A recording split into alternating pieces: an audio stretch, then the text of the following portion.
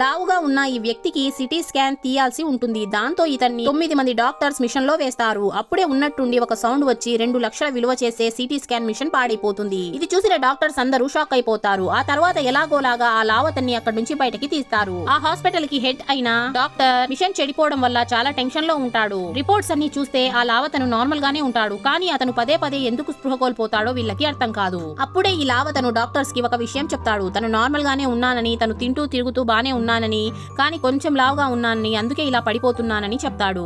ఇది విన్న డాక్టర్లు షాక్ అయిపోయి ఇది కొంచెం లావు కాదు, దీన్ని అధిక బరువు అంటారు అని చెప్పి చాలా టెన్షన్ పడుతూ ఉంటారు. కానీ బలవంతంగా పేషెంట్ ని హాస్పిటల్లో పెట్టుకునే రూల్ డాక్టర్స్ దగ్గర ఉండదు.